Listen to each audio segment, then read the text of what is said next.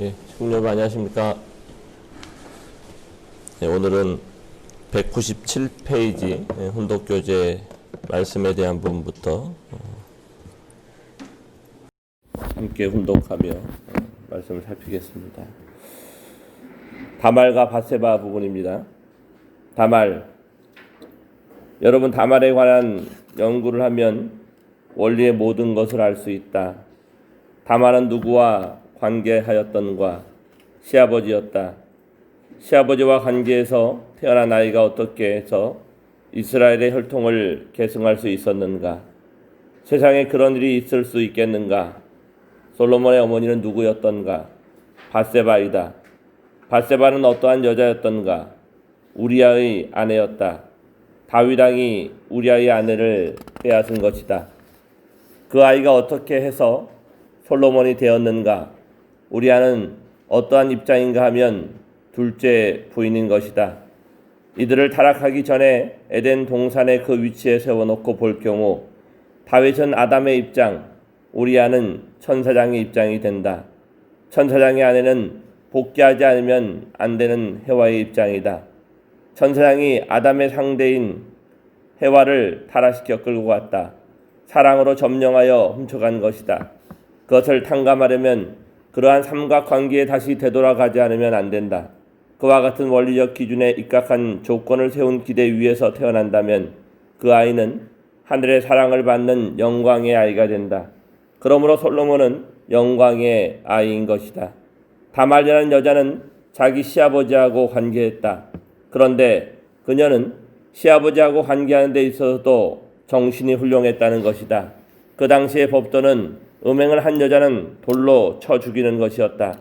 그런 시대권에 있어서 다말은 자기의 첫째 남편, 둘째 남편이 죽어버렸지만 어차피 이 혈통은 하나님이 사랑한다는 것을 알고 있었다. 이 혈통을 지키는 데 있어서 자기의 체면이라든가 자기의 위신이 문제가 아니었던 것이다. 다말에게는 하나님이 원하시는 혈통을 어떻게 남길 수 있을 것인가가 문제였던 것이다.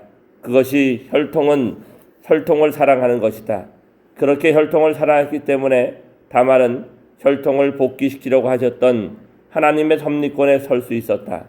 심정적으로 되돌아가는 조건이 된 것이다.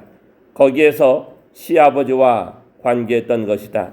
태중에서 승리한 이 기준이 줄곧 전통적 역사 과정을 거쳐 이스라엘 민족 유대교의 자손에게 이어져 발전해 나왔다. 그런데 왜 국가적인 기준이 세워지지 않으면 안 되는 것일까? 사탄 세계에 국가가 세워져 있기 때문에 하늘 세계에도 국가적 기준이 세워지지 않으면 가인 아벨로서 상대 기준에 설 수 없다. 그렇기 때문에 이스라엘 민족권을 이와 같이 발전시키면서 내적 혈통적 승리의 기준을 이루어 나왔다. 여기에서 역사적인 선조들의 심정을 계승해 나온 것이다. 우리가 말씀을 통해 잠깐 생각해 봐야 될 중요한 부분 중에 하나가 인간의 마음에 대한 부분입니다. 지난번 우리 철야를 통해서 잠깐 설명드렸던 것처럼 인간의 마음이 어떻게 생겨나게 되느냐면 하나님이 인간에게 주입하여 준 생심이라는 것과 육심이라고 하는 것이 서로 주고받는 수수작용을 통해 나타나는 작용체가 마음이라고 원리강론에서는 말씀하고 있습니다. 그러한 작용체에 의해서 영인체와 육신이 서로 수작용을 하게 되어지고 그 과정을 통해서 하나님이 원하시는 생명체로 발전해 가게 되어지는 인간의 구조를 우리는 원리를 통해 설명을 듣고 있습니다. 여기서 우리가 생각해야 되는 부분들은 그 마음의 작용이 원래는 본심적인 부분만이 출현하게 되어져 있는데 아담 해와의 타락으로 말미암아 그 본심이 양심과 사심으로 나누어져서 출현하게 되어졌다는 것입니다. 사심은 자기를 중심 삼고 이기주의적 삶을 살아가는 그 중심점에서 나타나는 마음의 결과적인 모습이 사심이라고 본다고 한다면 양심이라고 하는 것은 하나님을 중심 삼아야 될 그 원래의 마음이 타락함으로 말미암아 그 시대적인 상황과 시대적인 법에 의거해서 그 중심점을 향해 가고자 하는 부분으로 나타나는 것이 양심이라고 볼 수 있습니다. 또 하나의 본심이라는 것은 하나님이 부모의 심정을 가지고 아담 해와를 성장시켰던 16세까지 투입한 그 결과로 나타난 마음을 본심이라고 원리는 표현하고 있습니다. 말씀을 통해 가만히 살펴보면 오늘 우리는 성경에 나타나 있는 다말의 이야기를 듣고 있습니다. 다말은 지금 현재의 법과 우리 윤리적인 도덕적인 관점에서 보면 이해할 수 없는 시아버지와 며느리가 관계를 맺은 이러한 부분으로 우리는 볼 수 있습니다.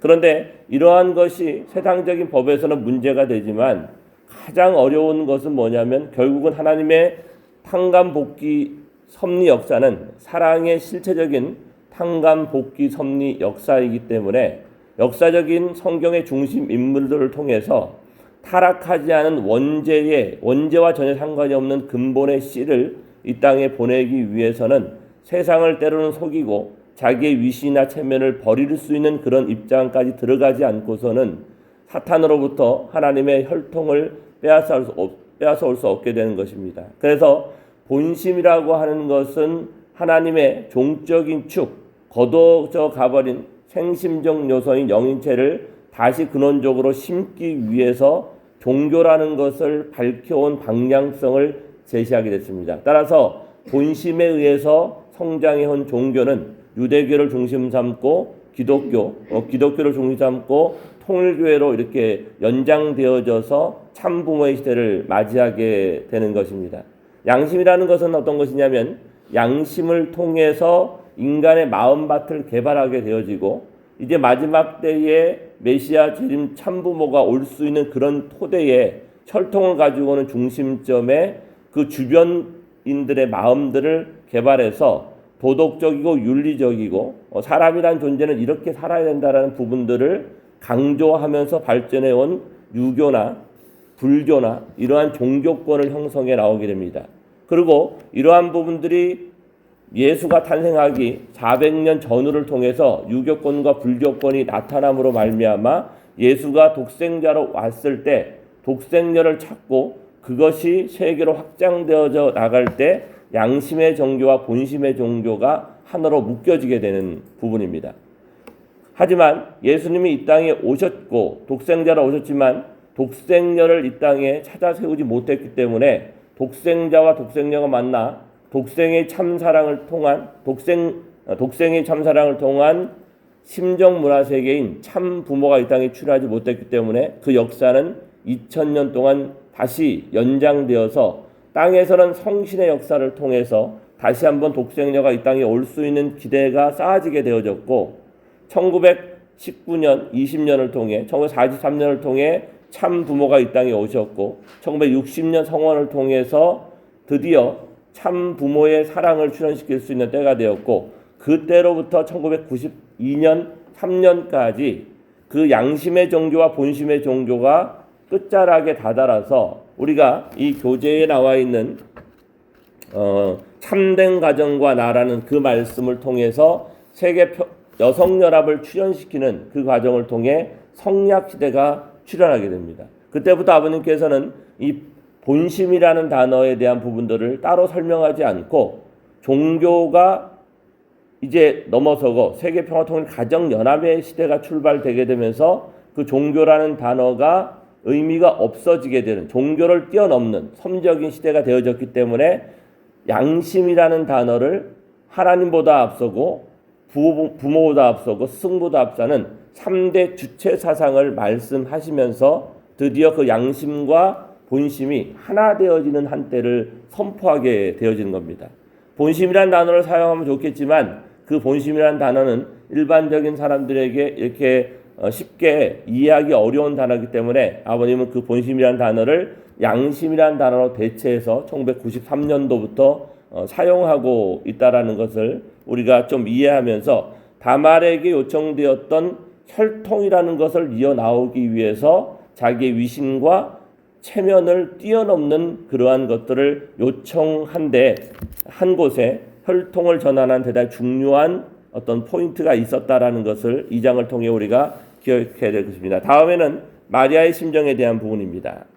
자기 체면이라든가 자기 위신이라든가 사회적인 환경과 같은 것은 모두 다 잊어버리고 하나님의 뜻이 전부라고 하는 심정을 가진 대표적인 한 사람의 딸이 마리아였다. 그렇기 때문에 천적 승리의 기준을 이어받은 마리아의 태중에는 사탄이 참소할 수 있는 내용이 없는 것이다. 그 기반에 선 마리아를 통해 예수님은 잉태된 것이다. 그렇기 때문에 예수님은 역사적인 사명을 끝낸 승리의 기반, 하나님 앞에 태어날 자격 조건이 갖추어진 기반 위에 태어난 것이 된다. 이와 같은 역사를 통과하지 않는 자는 메시아가 될 수 없다.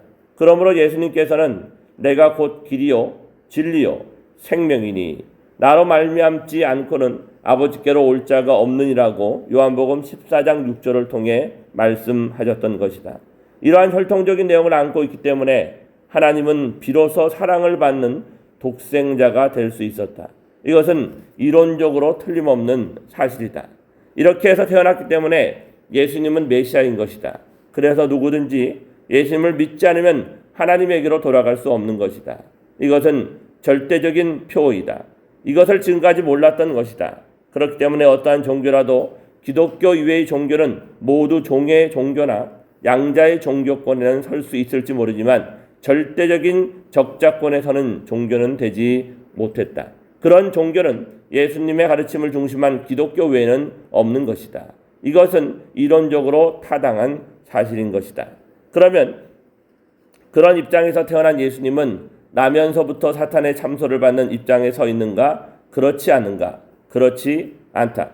그렇기 때문에 천사가 와서 모시지 않으면 안 된다. 하늘 땅 영계가 총동원해서 그의 탄생을 축하하지 않으면 안 된다. 거기에서부터 새로운 세계가 시작된다. 당시 예수님 앞에 천사장은 가정적으로는 세례 요한, 교회를 중심 삼고는 유대교, 그리고 나라를 중심 삼고는 이스라엘이었다. 예수님의 탄생, 세례 요한의 가정이 예수님과 하나 되었다면 유대교와는 자연히 하나 될 수 있었다. 세례 요한과 하나가 되었다면 유대교와도 완전히 하나 될 수 있었다. 세례 요한은 예언자로서 알려져 있었다. 그러므로 예수님과 세례 요한이 힘을 합쳐 계획을 세워서 제사장을 앞세워 로마의 반대자들을 모두 추방해 버리게 되었다. 유대교와 이스라엘 민족이 일체화가 되었다면 로마 법안 같은 것은 문제가 아니었다.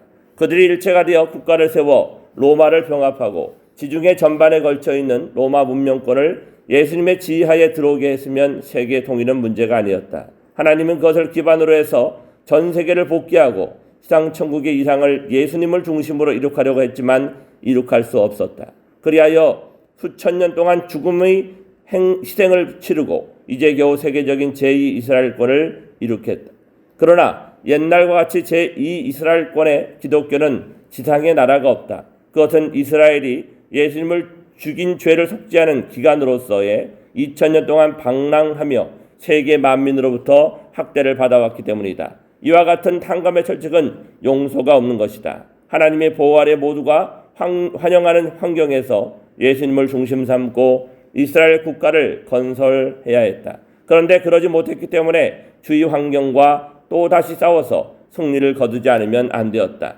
그렇지 않으면 이스라엘 국가는 설 수 없다. 이것을 선생님이 다시 하지 않으면 안 된다. 그와 같은 역사적인 사명이 있는 것이다. 이러한 것이 때가 왔다는 것을 증명하는 것도 된다. 그리고 예수님이 12제자를 잃어버리고 말았으므로 이스라엘은 12 이상의 아랍 국가와 대결하여 승리를 거두지 않으면 안 된다. 예수님은 이렇게 태어났다. 그런데 기독교는 지상에 나라가 없다. 하나님과 예수님이 사탄과 대결해서 이것은 하나님의 땅이다라고 할 수 있는 땅이 있는가? 없다. 제1이스라엘을 중심한 모든 것을 무너뜨렸던 것이다. 뜬 구름의 모양으로 바람 부는 대로 쫓기면서 지금까지 나온 무리가 수는 많지만 지상에 가치가 없는 종교권의 무리가 된 것이다. 기독교는 수많은 정권의 박해를 받아왔다. 그리고 그 싸움을 방비할 수 있는 법칙이 없으니까 종교와 정치를 분리한다는 조건을 제시했다. 종교와 정치를 분리시킬 것이 아니라 이것은 일치시키지 않으면 안 된다. 그것은 종교와 정치는 오랜 갈등 문제를 안고 있으며 여러 가지 비참한 사태에 이르게 되기 때문이다. 할 수 없이 종교의 자유권을 확보하기 위해 정치와 종교를 분리시켰던 것이다. 그와 같은 것을 생각할 때 이제부터 해야 할 복잡한 문제가 많이 있다. 어머니께서는 최근 저희들에게 말씀을 주면서 종교인들이 정치인들을 중심 삼고 정치인들이 찾아와서 우리에게 기름 부음을 받을 수 있는, 축도를 받을 수 있는 그러한 때를 만들어가는 것이 2022년까지 우리가 만들어가야 될 가장 중요한 목표라고 합니다. 세상적인 법을 통해 놓고 본다면 종교와 정치는 당연히 분립되어져야 된다라고 이야기하고 있지만 섭리자적인 사명을 놓고 본다면 원래는 정치와 종교가 하나 되어져서 하늘 앞에 기도하고 하늘의 음성을 듣고 하늘의 본심과 연결시켜서 나의 본심이 하나 되어져서 하늘이 원하는 방향으로 이 세상을 만들어 갈 때 이 세상이 평화라는 한 단어를 맞이할 수 있게 된다고 말씀하십니다. 원리 원본에는 이상경을 요구하는 하나님의 요청이라는 부분이 나오는 게 있습니다. 오늘 우리가 살아가는 신앙세계에서 기적이다, 특별하다고 얘기하는 것은 하나님적 입장이나 창조 원리적인 입장에서 보면 너무나도 지극히 당연한 것들인데 타락함으로 말미암아 영적인 오감을 잃어버렸기 때문에 그러한 부분들이 이상한 것으로 치부되고 있다는 겁니다. 어쩌면 하늘이 요구하고 하늘이 바랬던 그 본연의 세계의 모습을 추구하는 우리들의 모습은 세상 사람들이 바라볼 때는 이해하기 어렵고 납득하기 어려운 부분들이 대단히 많았을 것입니다. 하지만 우리가 찾아가야 될 것은 그것이 이상하고 틀렸다는 것이 아니라 원래는 그렇게 가야 될 모습인데 세상이 잘못되어 있다는 것. 민주주의가 가지고 있는 대단히 큰 어려움이 뭐냐면 다수결의 원칙입니다. 다수가 원한다고 해서 그것이 옳다라는 것으로 인정되어질 수 없다. 그것이 보편적인 선을 추구할 수 있을지는 모르겠지만 마이너리티 리포트라고 하는 한 영화를 통해 보면서도 알고 있는 것처럼 소수의 의견일지라도 거기에 진실이 담겨 있음을 우리는 발견할 수 있어야 된다. 정교와 정치가 어떻게 하나 되어질 수 있을 것인가. 그러한 정치와 종교의 하나됨을 찾아가기 위해서 우리가 찾아야 될 것은 우리 화면에 나와 있는 것처럼 영점의 자리를 찾아서 나의 생명체가 완성하게 되면 인격적인 완성을 통하여 가정적인 완성, 그 가정적인 완성을 통하여 주관성의 완성에 대한 부분들을 만들어갈 수 있을 거라고 판단합니다. 제가 집례자 부분을 읽고요. 우리 이 방송을 시청하는 우리 식구님들이 식구들 부분을 한번 읽으면서 한번 살펴보겠습니다. 우리는 영 안으로 무영의 몸을 볼 수 있습니다. 그 무영의 몸에는 영인체의 중심이 있는데 그 부분은 인간의 마음에 해당합니다. 그것이 하나님과 여러분이 만족스럽게 그리고 여러분은 여기에서 무엇을 해오고 있는지 다른 사람들이 모르는 가운데 만날 수 있는 장소입니다. 한번 읽어보겠습니다. 그러한 장소에서 하나님과 여러분이 서로 사랑한다면 여러분에게서 그 사랑을 빼앗아 갈 자는 아무도 없습니다. 그 자리는 종적인 사랑의 종착점이면서 횡적인 사랑의 출발점입니다. 생심이라는 것은 마음과 영이 합해져서 새로이 하나의 목적을 향해서 움직이는 것입니다. 하나님을 중심 삼고 양심과 하나 된 나, 영육을 중심 삼은 이상적인 나를 만들 수 있는 동기적인 마음입니다. 읽겠습니다. 그래서 그 생심이 없어서는 영예와 참된 사랑과 관계에 맺을 수 있는 자체의 근원을 찾을 수 없다는 결론이 나옵니다. 생심이 나에게 생겨나면 몸도 좋아하고 전부 다 그것을 따라갑니다. 자동적으로 하나 됩니다. 지금까지 인간에게 제일 문제되는 것은 몸과 마음이 서로 떨어져 있다는 것입니다. 영적인 힘이 나에게 임하면 생심적 기업만 되게 되면 마음과 몸이 자연히 하나 됩니다. 그러한 근본에서 혁명이 벌어지고 근본에서 시정하는 근원을 발견하지 못하는 한 우리는 이상을 찾아갈 도리가 없습니다. 동기가 있어야 결과가 나옵니다. 아버님께서는 늘 훈독회라든가 이 말씀 집회를 통해 가지고 선배들에게 묻는 질문이 하나 있어요. 그 질문이 뭐냐면 몸 마음이 통일되었는 거예요. 수십 년을 참보님 옆에서 그 길을 따라왔던 많은 선배님들이 그 질문만 나오면 고개를 숙여요. 몸 마음이 통일되었다. 몸 마음이 어떻게 통일되지?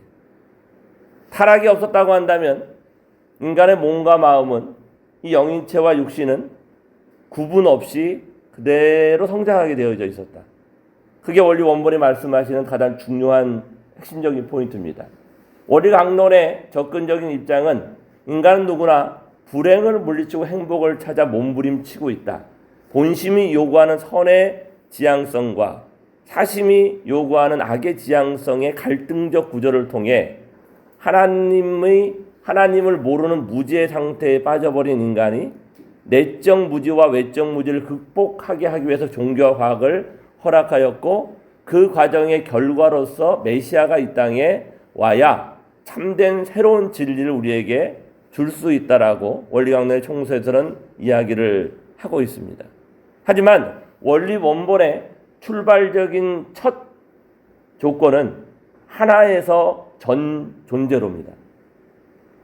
원리 강론은 타락한 인간이 메시아를 만나서 새 진리를 통해 성신의 체험을 하게 되어지면 근원적인 그 타락 이전의 상태로 돌아갈 수 있는 원죄를 청산하는 이러한 방향을 통해 행복을 찾아가는 방법을 제시하고 있다면, 원리 원본은 타락과 전혀 상관이 없는 근원적인 존재인 한 점에서 그것이 전체의 존재로 확장되어지는 과정에 필요한 것이 무엇인가에 대한 부분으로부터 출발하기 때문에 접근적 방법이 대단히 다릅니다. 지금은 기원절을 지나서 재창조의 과정을 통해서 완전히 새로운 시대를 걸어가고 있습니다.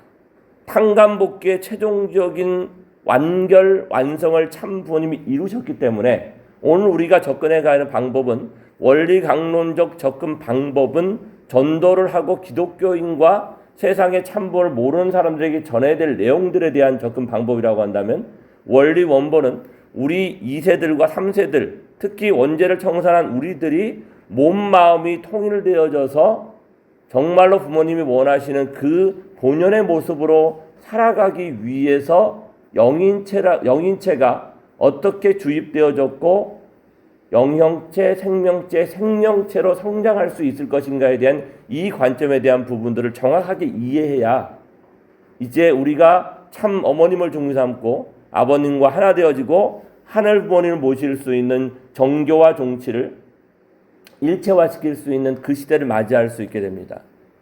어머님의 지시로 세계본부에서 진선배 교수님을 통해 가지고 앞으로 우리가 어떻게 세상을 이겨나갈 수 있을 것인가에 대한 부익사상과 신통일 한국론을 통해 가지고 수없는 종교와 정치의 과정, 철학의 과정들을 총망라해서 우리가 발표할 자료들에 대한 부분들을 설명한 세미나가 한번 있었습니다. 한 2달 전에 진행이 되었는데요. 저도 교구장의 자격으로 거기 참석해서 하루 종일 그 강의를 들었어요. 진 교수님의 강의의 핵심은 여기에 있더라고요. 이렇게 만들어져 나왔는데 그것의 모든 근거는 양심법에 근거한 거다, 이렇게 얘기를 하더라고요.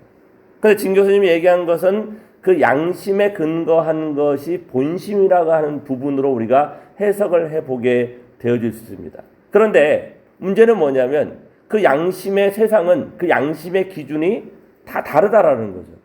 어저께 공수처법이랄까요? 고위 공무원들의 뭐 이렇게 문제를 지적할 수 있는 그 법이 지금 거의 법사위에서 통과를 했거든요. 그런데 더불어민주당이 이야기하는 양심법은 그거를 통과시키는 것이 옳은 것이고요.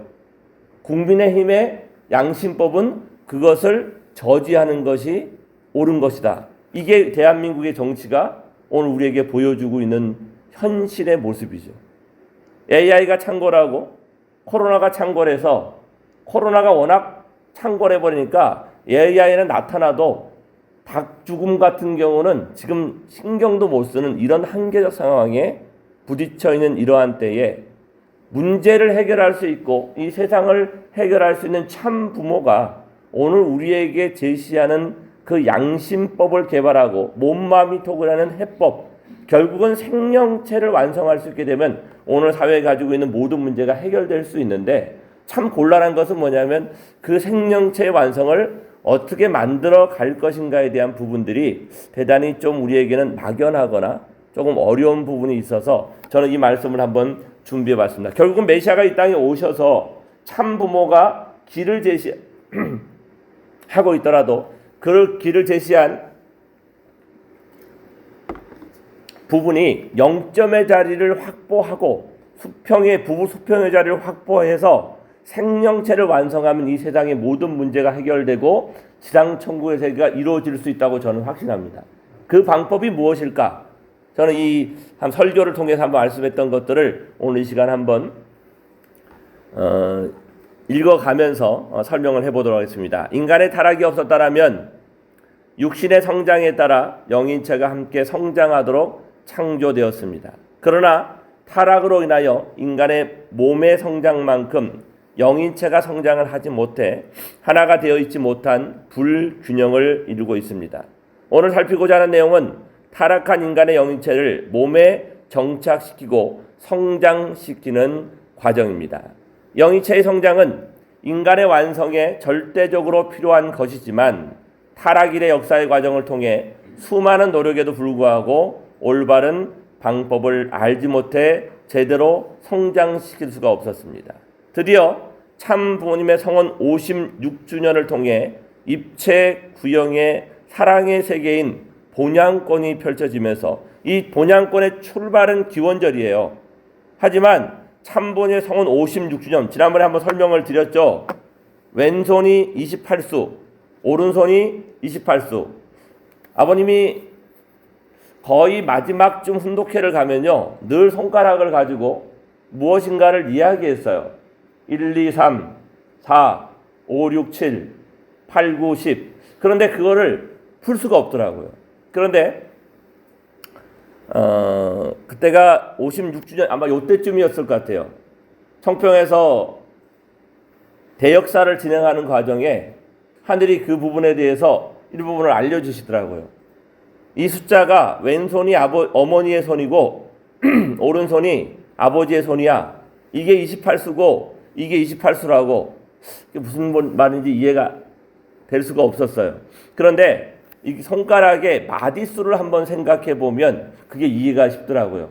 이 엄지 손가락의 마디가 3마디더라고요. 우리는 보통 보면 2마디로 보기 쉬운데 요게 접히는 게 1마디, 요 가운데가 2번째 마디, 엑스레이로 뼈를 보면요, 요 안에 1마디가 더 있더라고요. 그래서 이게 3마디가 되는 거예요. 그러면 검지 손가락의 마디는 몇 마디일까? 이것도 1마디, 2마디, 3마디, 안에 4마디가 있더라고요. 그러니까 이 삼수가 하나님을 해당하는 삼수고, 이게 인간의 아버지, 어머니, 형제, 자매를 해당된다고 한다면 요 숫자가 요게 3수고 요게 4수더라고요. 그러니까 3수와 4수가 합치면 원이 되거든요. 입체 구형이 되려고 하면 원과 뭐가 만나야 되죠? 원이 만나면 구형이 되는 거거든요. 그러니까 3수와 7수가 만나는데 7수가 따로 떨어져 있는 게 아니라 이 3수와 4수가 합쳐지니까 7수가 되고, 이 7수가 하나, 둘, 셋, 넷. 그러니까 28이 돼요. 4, 7이 28. 그러니까 아버지 숫자가 28이에요. 그러면 어머니 숫자는 몇 수인가? 이것도 7수잖아요. 하나, 둘, 셋, 넷. 이렇게 되니까 7개, 이렇게 7개, 이렇게 7개, 이렇게 7개 하니까 28마디가 되어져서 아버지 수 28수와 어머니 수 28수가 합쳐지면 아버지는 하늘이고 어머니는 땅이에요. 하늘과 땅이 합쳐지는 56수를 통해서 입체 구형의 사랑의 세계가 펼쳐지게 되어지는 것입니다. 대모님께서는 손바닥과 손바닥이 만나는 이 중심점의 자리에서 영계가 열린다는 말씀을 하신 적이 있습니다. 청평의 찬양 역사를 우리에게 주시는 그 힘은 우리의 몸을 통해 하나님의 능력이라는 것을 말씀을 드렸거든요. 머리에는 본향의 지혜, 가슴에는 본향의 심정, 양손에는 본향의 능력이라고 한다면 그 본향의 능력은 내가 열심히 박수를 쳐서 몸과 마음이 박수치는 그 자리에 멈춰지는 그 순간 몸 마음의 통일점이 출발되어 줄 수 있다.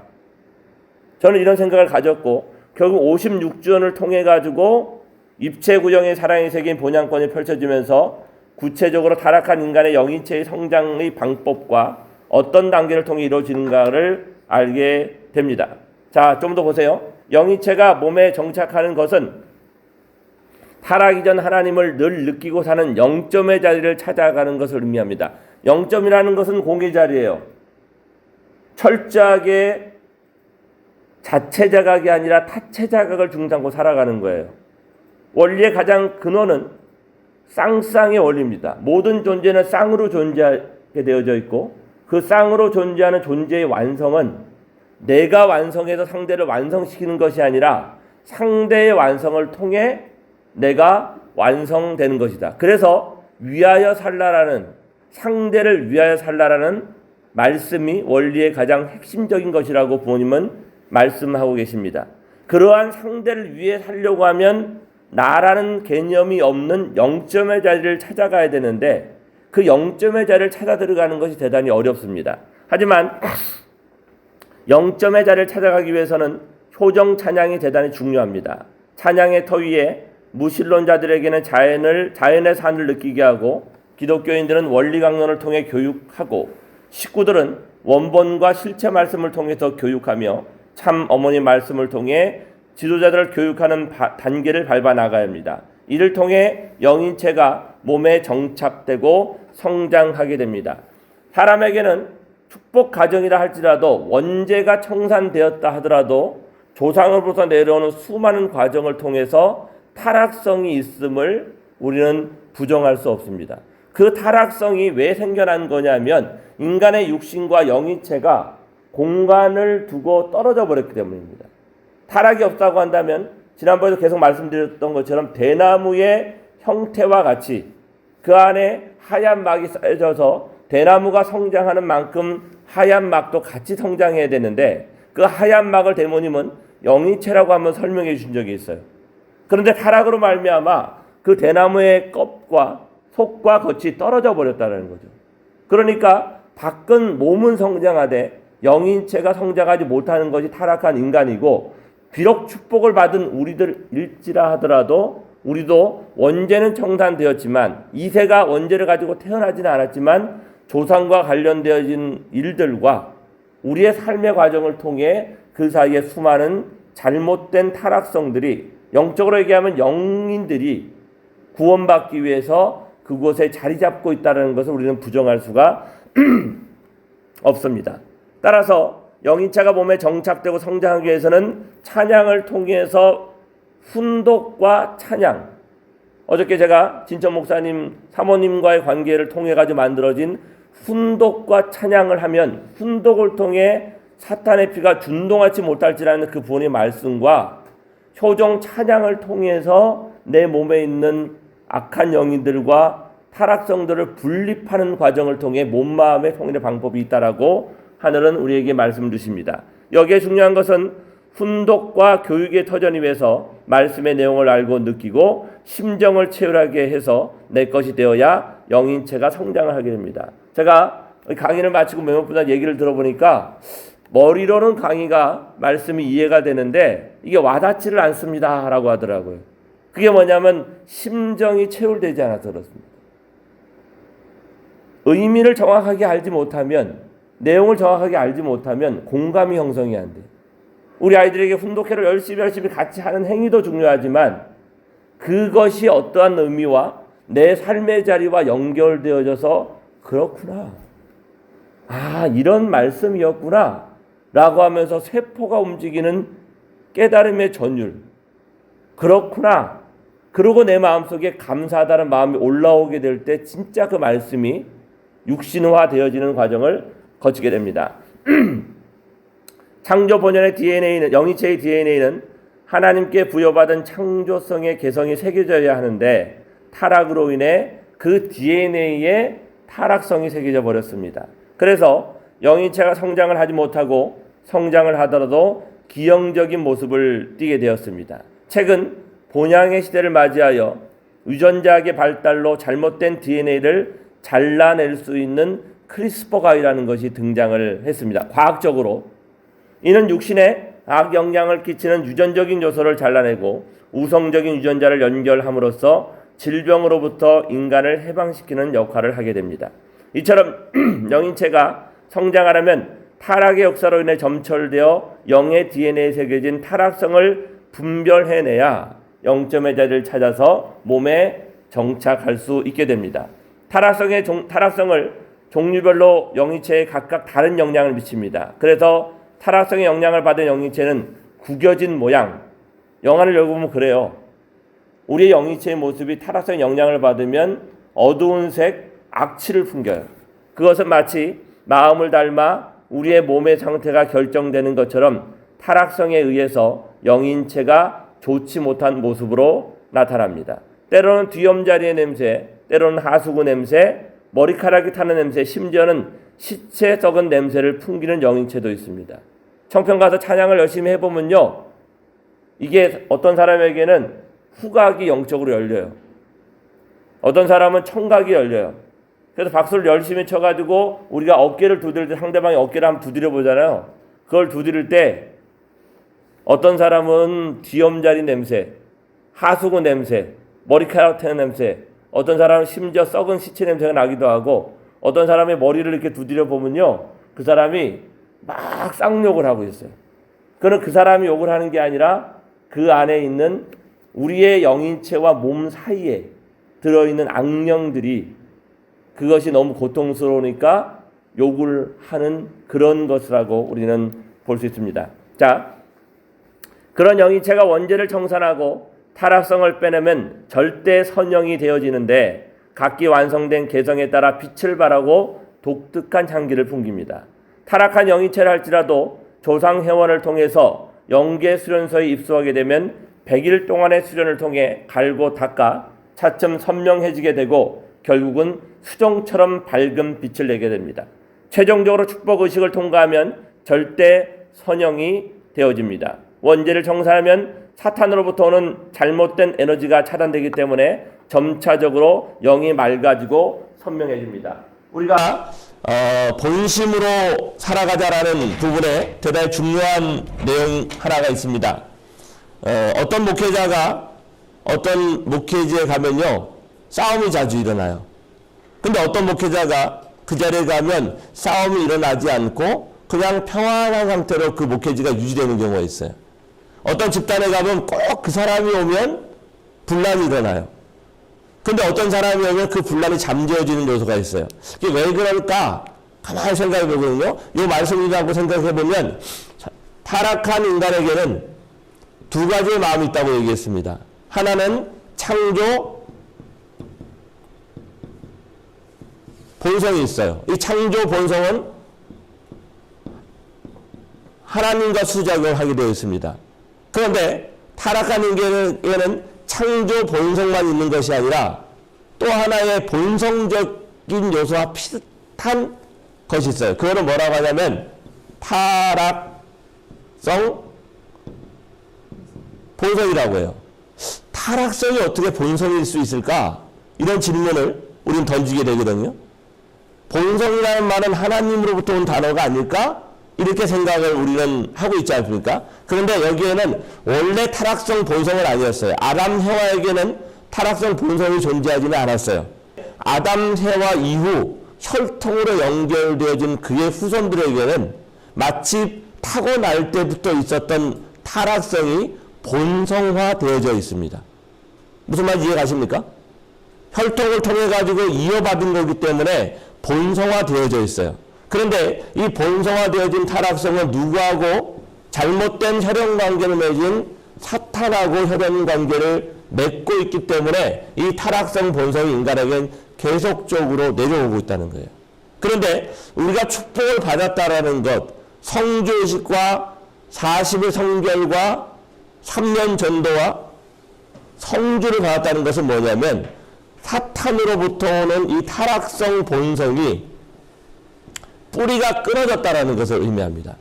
뿌리가 끊어지게 되어지면 이 타락성 본성이 뭐로 바뀌게 되면 타락성으로 바뀌게 됩니다. 무슨 말 이해되세요? 타락성으로 바뀌게 되어지는데 축복 가정이라고 할지라도 창조 본성과 타락성이라는 것이 존재해요. 사탄 세계에 아직 축복을 받지 않은 사람에게는 창조 본성과 타락성, 본성이라는 게 존재하는 거죠. 자, 창조 본성과 타락성이 존재하는 축복 가정이기 때문에 이 함께 신앙을 해 나가는 어떤 사람에게도 축복을 받으면 타락성이 있고 뭐가 있어요? 창조 본성이라는 게 있어요. 그러니까 내가 누구를 대할 때 창조 본성은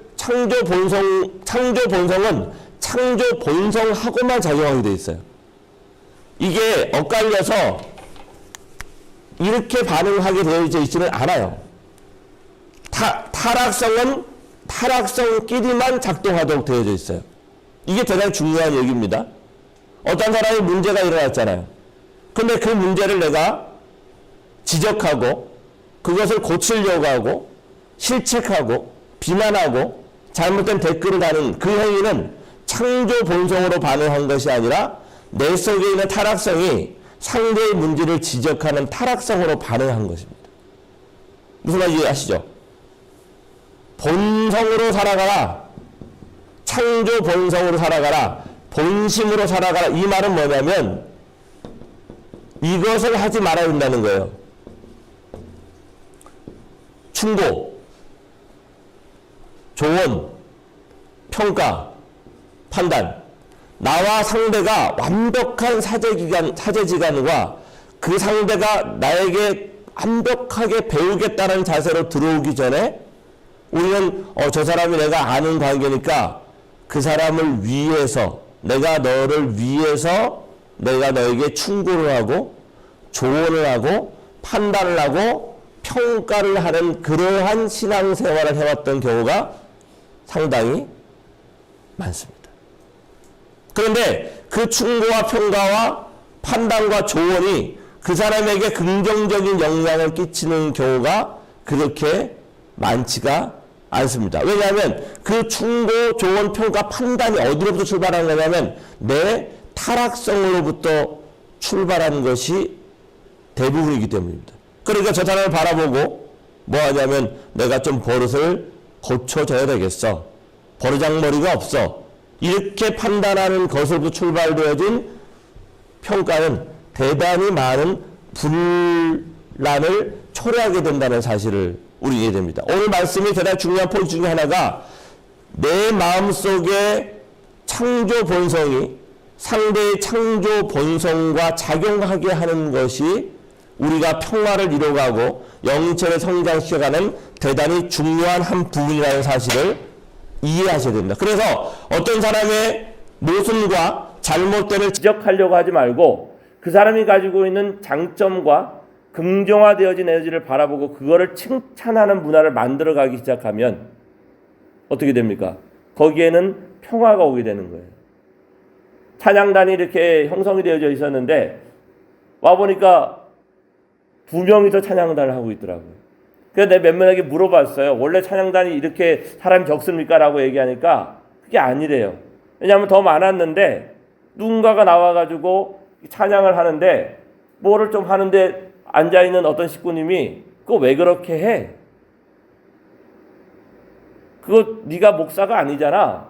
뭐 이런 얘기도 있었다고 그러고 어떤 사람이 나와서 대표 기도를 하는데 그 기도를 왜 그렇게 해? 이런 것들이 다 뭐냐면 충고, 조언, 평가, 판단이 그 사람에게 내게 비춰지는 좋지 못한 잘하는 게 훨씬 더 많은데 내게 있는 타락성이 상대에게 지적으로 다가서면서 서로의 관계를 어렵게 만드는 부분들이라고요. 지금 우리가 만들어가야 될 문화는 뭐냐면 아무리 작고 아무리 적은 출발점이라더라도 그것을 격려하고 독려하는 창조 본성으로 그를 상대를 바라볼 수 있게 되어지면 영이체가 성장할 수 있는 첫걸음을 내디딜 수 있다. 그것을 우리가 이해됩니다. 여기 보면 최종적으로 축복 의식을 통과하게 되면 절대 선영이 되어집니다. 원죄를 청산하면 사탄으로부터 오는 잘못된 에너지가 아까 말씀드렸던 것처럼 에너지의 차단으로 말미암아 타락성 본성이 타락성으로 바뀌어지지만 영이 맑아지고 선명해지지만 어떻게 돼요? 내가 충고, 조언, 평가, 판단을 통해 타락성이 작동하게 되면 타락성은 여전히 성장을 하게 되어진다는 사실을 우리가 명심해야 됩니다. 자, 우리가 영인체의 성장을 살펴야 될 가장 첫 번째 단체는 영과 육을 일치시켜야 한다는 것입니다.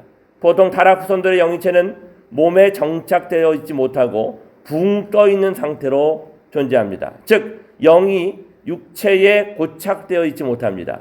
부부가 하나 되지 못하고 따로 노는 경우가 있는 것처럼 몸의 영인체가 정착되지 못하고 따로 떠돌아다니기 때문에 하나님의 지혜를 부여받거나 심정을 느끼기 어렵고 또한 올바른 행동을 하기 어렵습니다. 축복 가정의 삶은 어떻습니까? 부부가 함께 살아가는 우리들의 모습은 어떻습니까? 제가 목회를 해나오면서 제일 힘들었던 부분 중에 하나가 뭐냐면 자녀들이 축복을 받으려고 하지 않는 거였습니다. 2세의 자녀들이 축복권 내로 들어오려고 하지 않습니다. 왜 그럴까? 왜 그럴까? 참 가정을 이루는 이상이 너무나도 중요하고 참 부모님의 말씀이 너무나도 명확하고 그리고 우리가 가는 길이 세상에 나가서 강의를 해보면 야 맞다 제가 아주 하면요 좋다 이렇게 대답을 다 하거든요. 근데 왜 우리는 그렇게 좋고 맞는 말씀을 가지고 있으면서도 어머니 말씀하시는 전도가 잘 되지 않는 걸까? 여기 계신 우리 많은 일본 선교사 식구님들, 우리 한국의 식구님들 젊은 처녀 총각 때는 전도를 참 많이 했어요. 열심히 나가가지고 뜨거운 심정으로 길거리 가는 사람을 붙잡고 전도를 했어요. 전단지를 했어요. 그때나 지금이나 10명을 접촉하면 그 중에 1, 2%, 때로는 10%, 100명을 접촉하면 그 중에 몇 명은 연결되게 돼 있어요. 그거를 프리페어 펄슨이라고 합니다. 하늘은 인간의 본심과 양심을 통해 종교성을 통해 가지고 바른 방향을 찾아가도록 준비해 놓은 것이 있기 때문에 예나 지금이나 10% 이상이 준비되어 사람이 늘 세상 속에는 있습니다. 문제가 뭐냐면 내가 자신이 없는 거예요. 참부님이 이상을 중심 삼고 살아봤는데 우리 노리코 권사님의 자녀들이 말을 잘 안 듣는단 말이에요. 부모의 마음처럼 자녀들이 싹 들어오지 않는단 말이에요. 그죠? 내가 그렇게 하고 싶은데 나는 그렇게 살았다라고 증거하고 싶은데 우리 아이들이 우리 부모의 삶을 보고 나도 저렇게 살고 싶어 이런 증언을 받으면 그 아이들은 축복을 빨리 받고 가정에 대한 이상을 꿈꾸며 갈 거예요. 그런데 창조 본성으로만 존재하는 내가 아니라 내 안에 내 조상으로부터 내려왔던 나의 삶의 과정을 통해 투영되어진 많은 타락성들이 있어서 남편과 아내가 서로 주고받는 작용을 통해서 온전하게 자녀들에게 야 나도 우리 부모처럼 저렇게 살아보고 싶다라고 하는 나도 빨리 결혼해서 짝을 갖고 싶다라고 하는 그런 희망을 어쩌면 우리 축복가정의 부모들이 그 희망을 조금 죽여버리지는 않았을까라는 이런 생각으로부터 우리의 영인체의 성장의 출발점, 특별히 생명체를 만들어가는 핵심적인 포인트가 있다는 사실을 이 시간 우리는 좀 기억해야 될 겁니다. 저는 청주에서 부부공감 워크숍을 다문화 지원센터를 통해 지원받아가 진행을 해봤어요. 거기에 갔다 온 많은 부부들이 축복가정 부부들이 이렇게 얘기를 하더라고요. 예전에 내가 미처 몰랐습니다. 이 교육을 좀 미리 받았더라고 한다면 내가 조금 더 우리 자녀들에게 이 서로 상대방에게 상처를 조금 덜 주었지 않았을까라는 그런 얘기를 하더라고요. 제가 우리 여기에 다문화를 담당하는 권영종 우리 지부장님과 약속을 한 게 있어요. 제가 오니까 너무 좋다고 하더라고요. 내년에 우리 다문화 지원센터에서 진행하는 차비만 가져가면 한 사람당 30만 원 이상을 지원해 가지고 1박 2일 워크숍을 하게 하더라고요. 그런데 콘도도 부부별로 따로따로 다 줘요. 그리고 부부가 사랑하는 법, 서로 이해하는 법, 그 과정을 통해 거듭나는 법에 대한 것을 주더라고요. 저는 거기에 참석한 교회를 나오지 않는 남편들과 함께 미팅을 하면서 마지막 청주 가정교회를 떠나면서 그들에게 이런 얘기를 했습니다. 부부가 한 방향을 보면 좋겠습니다. 아버지는 이쪽 방향을 바라보고 있는데 어머님은 이쪽 방향을 바라보고 있으면 아이들은, 자녀들은 아버지를 따라갈 것이냐 어머니를 따라갈 것이냐의 두 가지를 놓고 고민하게 됩니다. 아이들에게 그런 고민을 하게 하지 않는 것이 축복가정 부부가 갖는 가장 첫 번째의 도전 과제이다라는 얘기를 했을 때 비록 교회를 잘 나오지 않는 남편들이었지만 그 부분에 대해서 대단히 많이 공감하는 것을 저는 느낄 수 있었습니다. 우리 찬송 하나 하고 오늘 마무리하려고 합니다. 재물된 나였는데 상대를 참 부모에게 재물만이 아니라 우리가 함께 하늘 앞에 우리의 자녀 앞에 남편과 아내 앞에 나는 재물이었는데 그런 삶을 살아왔는가를 되짚어 보면서 나는 재물 성가 12장 하고 기도하고 마무리하겠습니다. 나 이제 알겠네 나 정녕 알겠네 제단 꾸며 준비하고 재물 없어 우시는 뜻 나 이제 알겠네 아버님 재물 없어 한없이 우시며 그 심정 말 못하여 한없이 우시네 나 이제 알겠네 나 정녕 알겠네 죽은 나를 일으키사 새 생명을 주시는 사 나 이제 알겠네 살아난 나를 보고 또다시 우시며 내 대신 죽어다 참아 못해 우시네 나 이제 가겠네 나 정녕 가겠네 가던 길을 돌이키고 부모님의 뒤를 따라 나 이제 가리라 준비한 제단 위 이 몸을 올리어 믿음과 순종으로 나 이제 가리라. 고맙 감사하신 하늘 부모님, 만왕의 천진 참 부모님, 오늘 우리는 1908년의 시대를 살아갑니다. 어머니께서 중단 없는 전진을 선언하시고 우리 자녀들을 함께 이끌고 천승 성로를 걸어 7년의 비전 2020을 성취하셔 아버님 앞에 부모님이 하나 된 그 자리에 저희들이 나아가야 된다는 말씀을 하십니다. 그 말씀 앞에 저희 가인과 아벨이 하나 되고 부부가 하나 되고 자녀님들을 중심 삼고 온전히 어머니 앞에 나아갈 수 있는 영점의 자리를 찾아갈 수 있는 저희들 되어야 되겠습니다. 축복가정이라는 이름을 훈장처럼 받아들였지만 우리의 삶의 과정을 살펴보면 그 훈장을 빛나게 했던 삶을 살아온 수많은 과정도 있었지만 어떤 부분에서는 상대를 이해하지 못하고 상대와 하나 되지 못함으로 말미암아 우리 자녀들에게 수많은 상처와 마음의 힘듦을 저희가 주었던 기억들을 이 시간 되돌아보게 되어집니다.